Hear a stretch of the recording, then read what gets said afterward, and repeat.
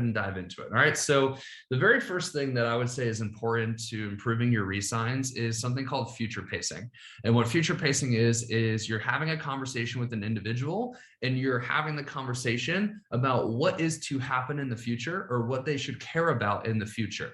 Where a lot of people go wrong in their resign process is they never actually talk about what's next. So people come to the end of their 3-month term, their 6-month term, their year-long term, and they already in their mind have said, well, I'm done. There's nothing after this. You know, I've done the thing. I've done the 3 months. I've done the 6 months. I've done the 12 months. This is one of the biggest mistakes that coaches are making is they are not future pacing. They are not setting a goal for the next 3 months, for the next 6 months, for the next 12 months. So when their clients are coming to the end of their term, they've already mentally checked out because there's nothing next for them. The coach never created something next for them. So one of the simplest things that you could do to improve your resign rate is have a conversation. I would say, I mean, heck, you can even start having the conversation when the person is halfway through the program or 2 months out from their end. I would say you definitely for sure want to start having these conversations 4 weeks prior to their endpoint. But ideally, I would say anywhere between 6 to 8 weeks is the sweet spot.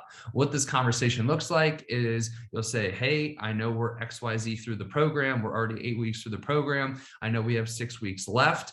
And I know we've already accomplished XYZ. I just want to have a quick conversation about goal setting for the next 6 months, for the next year, for the next 3 months. And then you say, all right, so we've already lost 10 pounds. I know your goal is to lose 20. I think we can lose the next 10 pounds in the next 2 months. But then after that, what's your goal? What do you want to accomplish? Oh, wow. All right, cool. You want to gain 10 pounds of muscle? Awesome. What do you think is your biggest challenge to gaining 10 pounds of muscle? Oh, wow. You don't know, you don't really know how to do compound lifts. You don't really know how to like work out in the gym. Awesome. Cool. So what we'll focus on in the next 6 months is exactly that. Let's dial in on losing these next 10 pounds. Then from there, we can focus on gaining your 10 pounds of muscle, right? That would be an example of what that conversation would look like.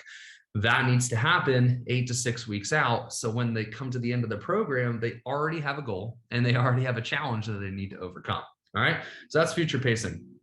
All right. The next important thing to consider here to improve your resign process is who is actually going to execute the resign. Is one of your VAs going to reach out and say, hey, your length of term is up, you know, you got to resign?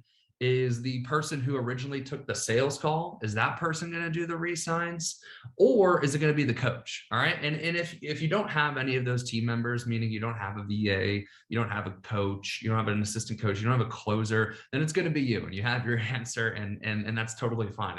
You're probably the best person for the job anyways.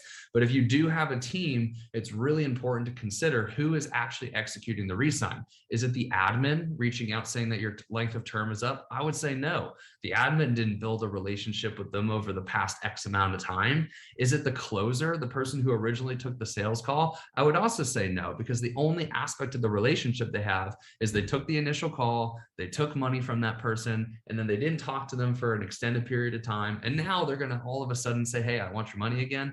Probably not the best look. The best look is going to be that the coach is the one who's executing the resign, because the coach is the one who they have the emotional connection with, who they've worked so hard with over the past 3, 6, 12 months to accomplish the goal. So I would say the coach should definitely be the person that is doing the resign. And if you are a solopreneur, meaning you are all the roles in your company, then it should just be you, because yeah, who else is going to do it? All right. So that's point number 4. Point number 5 is how the resigns are being done.